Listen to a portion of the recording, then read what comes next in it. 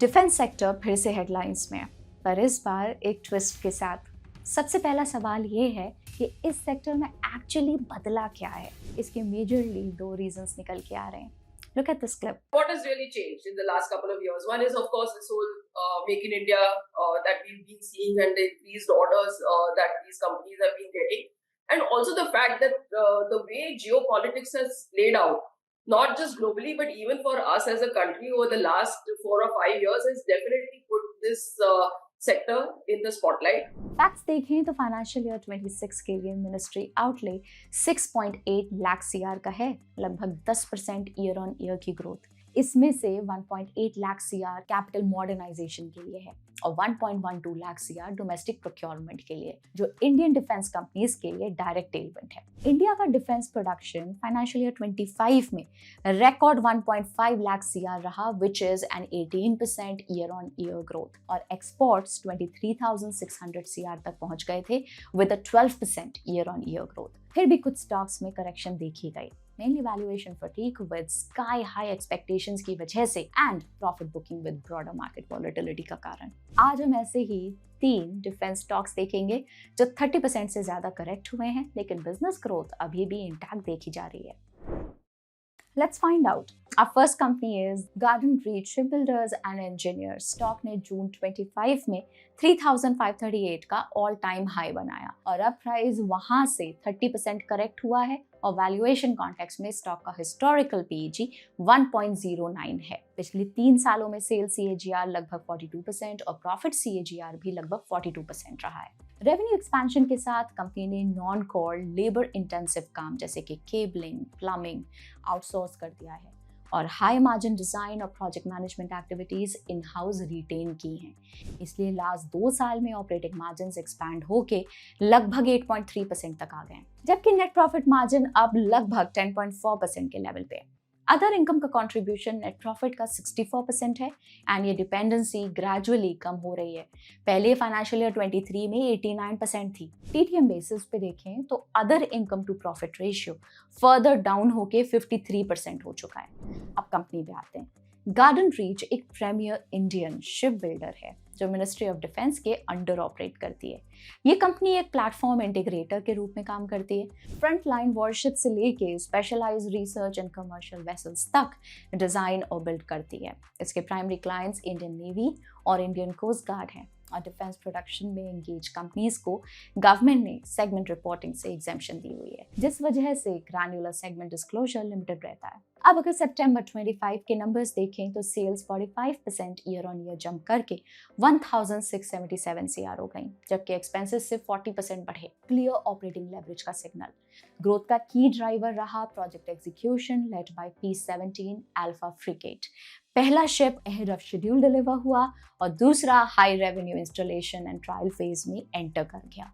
Cost of material 16% गिरे क्योंकि heavy equipment procurement largely complete हो चुकी थी और projects labour intensive integration phase में शिफ्ट हो गए। इसका इम्पैक्ट क्लियर दिखा। 1 साल में ऑपरेटिंग मार्जिन एक्सपैंड होकर 9.3%, operating profit 126% year on year बढ़कर 156 सीआर। इसके साथ net profit 57% year on year grow होकर 154 सीआर और एनपीएम 9.2% पहुंच गया। एंड अदर इनकम का शेयर नेट प्रॉफिट में 76% से गिरकर 44%। ग्रोथ आउटलुक देखें तो मैनेजमेंट नियर टर्म में 25 से 30% रेवेन्यू और प्रॉफिट ग्रोथ गाइड कर रहा है, backed by a robust 20,206 CR order book as of Q2 of this year, जो इस क्वार्टर के रेवेन्यू का 12x है। पाइपलाइन में 18 coast guard small passenger vessels, 5 navy survey vessels और मल्टीपर्पज वेसल्स के रिक्वेस्ट फॉर प्रपोजल्स इशू हो चुके हैं, लगभग 8700 CR अपॉर्चुनिटी, जिसमें कुछ बिड्स ऑलरेडी सबमिट हो चुके हैं। वहीं इनका एक नया प्रोजेक्ट है of new class of warships called next generation corvette which is NGC, जिसका साइज 30,000 CR है और फाइनेंशियल ईयर 26 एंड तक 50,000 CR ऑर्डर बुक का एम्बिशन रखता है, जो फाइनेंशियल ईयर 25 एनुअल रेवेन्यू का 10x होगा। कैपेसिटी एक्सपेंशन भी अंडरवे है। कॉन्करेंट शिप बिल्डिंग 24 से 28 शिप्स हो चुकी है। 2026 तक 32 और नेक्स्ट 4 सालों में 40 शिप्स का टारगेट है। कंपनी का debt service coverage ratio increase majorly from 3x to 27x, क्योंकि first half of financial year 25 में कंपनी ने 54.4 CR का ओवरड्राफ्ट रीपेमेंट किया था, जबकि first half of this year में सिर्फ 10 लाख रुपीज रीपे हुए। हाउएवर, डेट इक्विटी थोड़ा सा बढ़ा है क्योंकि कंपनी ने इंफ्रास्ट्रक्चर लीजेस साइन किए। रिटर्न्स और वैल्यूएशन देखें तो ROA अभी रिलेटिवली लो है और स्टॉक मैज़ेगॉन डॉक शिपबिल्डर्स लिमिटेड के मुकाबले हायर PE पे ट्रेड कर रहा है, डिस्पाइट मैज़ेगॉन के सेल्स और मार्जिन्स ऑलमोस्ट डबल होने के। कैश फ्लोज वॉलेटाइल रहते हैं। इन्वेंट्री हेवी एग्जीक्यूशन और प्रोजेक्ट बेस्ड वर्किंग कैपिटल की वजह से cash from operating activity to net profit ratio heavily fluctuate करता है, जिसका इम्पैक्ट कैश कन्वर्जन साइकिल पर आ जाता है। अब इस पे आते हैं। कैश फ्लो कन्वर्जन वॉलेटाइल है। फाइनेंशियल ईयर 25 में पैट 527 CR था, लेकिन ऑपरेटिंग कैश फ्लो सिर्फ 16 करोड़ रहा। ये क्लियरली दिखाता है कि वर्किंग कैपिटल इंटेंसिटी हाई है। Inventory buildup, other current assets और लायबिलिटीज के शार्प स्विंग्स कैश फ्लोज को अनस्टेबल बनाते हैं। प्लस एग्जीक्यूशन रिस्क रिमेन्स की। लार्ज ऑर्डर बुक का टाइमली एग्जीक्यूशन और कैश रियलाइजेशन सबसे बड़ा वेरिएबल रहेगा गोइंग फॉरवर्ड। दूसरी कंपनी पे आते हैं, which is Apollo Microsystems. Stock ने सितंबर 25 में 354 का ऑल टाइम हाई बनाया और इसका प्राइस 30% करेक्ट हुआ है एंड PEG 1.81 है। पिछले 3 सालों में कंपनी ने 32% सेल्स CAGR और 57% प्रॉफिट CAGR डिलीवर किया है। मार्जिन इंप्रूवमेंट भी हुआ, जिसका सबसे बड़ा ड्राइवर ये रहा कि कंपनी डेवलपमेंट फेज से निकलकर प्रोडक्शन फेज में एंटर कर रही है। डेवलपमेंट में फोकस डिजाइन, प्रोटोटाइपिंग और टेस्टिंग पर था, जो टाइम कंज्यूमिंग और लोअर मार्जिन होता है। प्रोडक्शन में जब प्रोडक्ट्स क्वालिफाई हो चुके हैं, कंपनी सीरियल प्रोडक्शन स्टार्ट कर रही है, जहां ऑपरेटिंग लेवरेज और स्केल की वजह से प्रॉफिट मार्जिन्स काफी बेटर होते हैं। डिजाइन और प्रोटोटाइपिंग के बाद जैसे जैसे प्रोग्राम सीरियल प्रोडक्शन में एंटर करते हैं, वहां मार्जिन्स नेचुरली हायर होते हैं। ये डिफेंस और एरोस्पेस में इलेक्ट्रॉनिक और इलेक्ट्रोमैकेनिकल सिस्टम्स बनाती है। पहले ये मेनली डिजाइन और डेवलपमेंट पार्टनर थी, लेकिन अब company full scale weapons manufacture बन चुकी है। सिर्फ सब सिस्टम्स नहीं बल्कि कंप्लीट वेपन प्लेटफॉर्म्स डिलीवर कर रही है। रेवेन्यू का exact vertical wise breakup disclose नहीं किया गया है। सितंबर 25 के P&L में sales 40% year on year grow होके 225 CR पहुंचे, जबकि एक्सपेंसेस सिर्फ 30% बढ़े, जो स्ट्रॉन्ग ऑपरेटिंग लेवरेज का सिग्नल है। मैनेजमेंट ने इस परफॉर्मेंस का क्रेडिट बेटर एग्जीक्यूशन और फेवरेबल प्रोडक्ट मिक्स को दिया। रॉ मटेरियल कॉस्ट बढ़ने के बावजूद इन्वेंट्री रिलीज और कंट्रोल्ड एम्प्लॉय कॉस्ट ने मार्जिन्स को सपोर्ट किया। इसका डायरेक्ट इम्पैक्ट ऑपरेटिंग प्रॉफिट पे दिखा। एक साल में OPM 572 BPS एक्सपैंड होके 26.2% और operating profit 79% year on year jump करके 59 CR हो गया। ऑपरेटिंग स्ट्रेंथ के चलते net profit 88% year on year बढ़कर 30 करोड़ और NPM 13.3% तक इंप्रूव हो गया। ग्रोथ आउटलुक देखें तो मैनेजमेंट फाइनेंशियल ईयर 26 से 27 के लिए 45 से 50% stand alone revenue CAGR guide कर रही है। आइडियल एक्सप्लोजिव्स, जो अपोलो माइक्रोसिस्टम्स की recently acquired wholly owned subsidiary हैं, उसके कंसोलिडेशन के बाद फाइनेंशियल ईयर 26 में कंसोलिडेटेड रेवेन्यू लगभग डबल होने की एक्सपेक्टेशन है। फाइनेंशियल ईयर 25 रेवेन्यू 562 CR था, मतलब फाइनेंशियल ईयर 26 का इम्प्लाइड टारगेट 1100 प्लस CR है। आइडियल का फाइनेंशियल ईयर 25 टर्नओवर 522 CR था और एक्विजिशन 107 CR में हुई, जो 0.2x price to sales multiple दिखाता है। ऑर्डर बुक सितंबर एंड तक 785 CR की है, जो फाइनेंशियल ईयर 25 रेवेन्यू का 1.4x विजिबिलिटी देता है। ग्रोथ को सपोर्ट करने के लिए कंपनी 8x कैपेसिटी एक्सपेंशन पे फोकस कर रही है। यूनिट एक्सपेंशन के लिए टोटल कैपेक्स 250 करोड़ है, यानी कि फाइनेंशियल ईयर 25 रेवेन्यू का 44% लगभग, जिसमें फेज 1 स्टार्ट हो चुका है और फुल कमिश्निंग जून 2026 तक एक्सपेक्टेड है। कैश फ्लो साइड पे वॉलेटिलिटी क्लियर है। CFO टू पैट रेशियो काफी फ्लक्चुएट कर रहा है, जो वर्किंग कैपिटल सेंसिटिविटी दिखाता है। इन्वेंट्री टर्नओवर में स्लाइट इंप्रूवमेंट आया है, लेकिन स्ट्रेटेजिक शॉकिंग की वजह से इन्वेंट्री लेवल्स अभी भी हाई हैं। ईयर के दौरान लोन्स लेने की वजह से डेट सर्विस कवरेज रेशियो थोड़ा वीकन हुआ है। रिस्क भी क्लियरली दिखते हैं। वर्किंग कैपिटल साइकिल इंप्रूव जरूर हुई है, लेकिन फाइनेंशियल ईयर 25 में अभी भी 450 दिन पे हाई है। इसके साथ ही रिटर्न रेशियोज वीकन हुए। Date service coverage ratio financial year 24 के 16.4x से गिरकर फाइनेंशियल ईयर 25 में लगभग 7.3x आ गया। Recently acquired ideal explosives unit अभी प्रॉफिटेबिलिटी पे ड्रैग है, जहां एबिटा लेवल लॉसेस रिपोर्ट हुए हैं। आगे जाकर मैनेजमेंट ने भी इंडिकेट किया है कि मार्जिन एक्सपेंशन फाइनेंशियल ईयर 26 के सेकेंड हाफ और फाइनेंशियल ईयर 27 में स्लो हो सकता है, क्योंकि न्यू यूनिट्स यूनिट 2 और 3 के डेप्रिसिएशन और ऑपरेटिंग कॉस्ट किक इन होंगे। अब आखिरी company Paras defence and space technologies. Stock ने मई 25 में 972 का ऑल टाइम हाई बनाया और इसका भी प्राइस 30% करेक्ट हुआ है।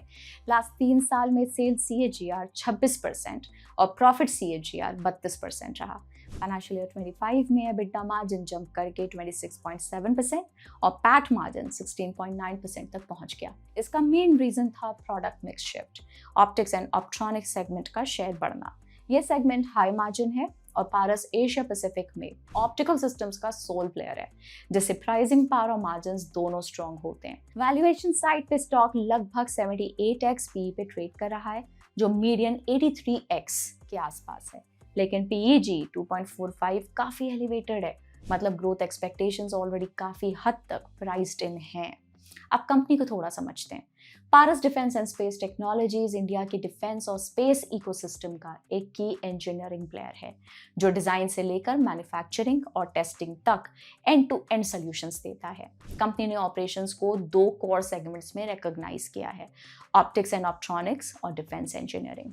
ऑप्टिक्स एंड ऑप्ट्रॉनिक्स में आ गया हाई प्रिसिजन इमेजिंग और surveillance technologies. Traditionally high margin segment होने के बावजूद फर्स्ट हाफ में ये लार्जली फ्लैट रहा। रेवेन्यू सिर्फ 4% ग्रो हुआ और कंट्रीब्यूशन 45 से 41% गिर गया। मार्जिन्स भी कंप्रेस हुए फ्रॉम 56 to 50%, जिससे एब्सोल्यूट सेगमेंट प्रॉफिट डिक्लाइन हुआ। एंड डिफेंस इंजीनियरिंग से ग्रोथ ड्राइव हुई। इसका रेवेन्यू 27% ग्रो हुआ और शेयर 54% से 59% हो गया। सितंबर 25 के P&L में सेल्स 22% बढ़कर 106 CR हुई। ग्रोथ का कोर ड्राइवर डिफेंस इंजीनियरिंग रहा, जहां रेवेन्यू 41% बढ़ा और टोटल सेल्स का 64% कंट्रीब्यूट किया, जबकि एक्सपेंसेस सिर्फ 19% ग्रो हुए।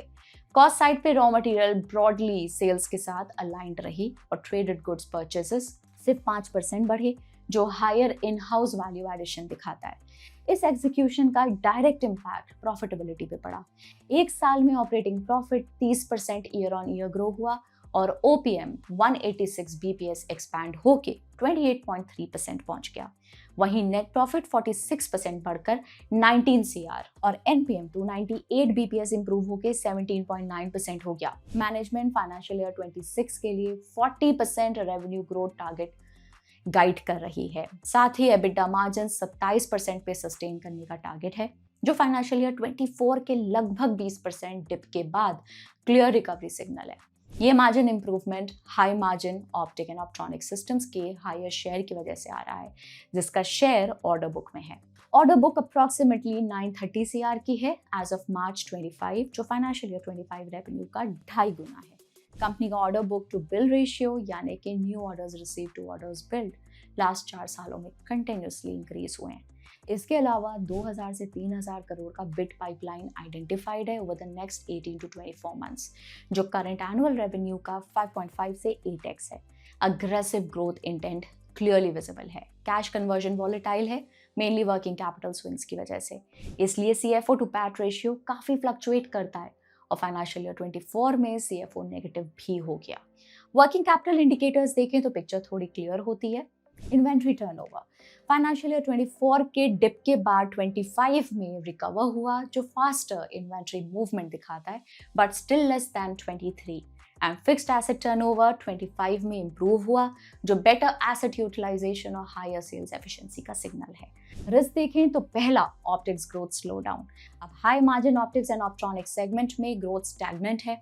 Q2 में रेवेन्यू फ्लैट रहा, almost majorly due to a shift in contribution in mix.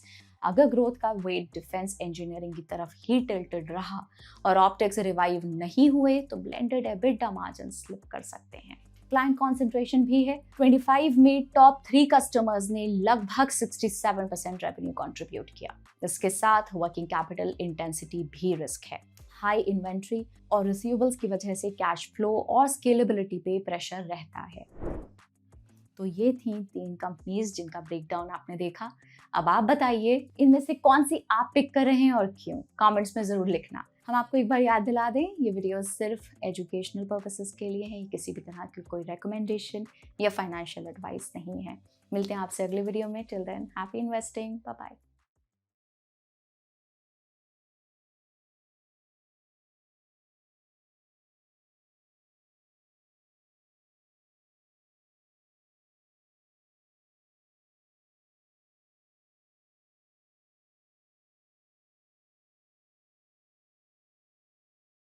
Investment in securities market are subject to market risks. Read all the related documents carefully before investing. Please read the risk disclosure documents carefully before investing in equity shares, derivatives, mutual fund, and or other instruments traded on the stock exchanges.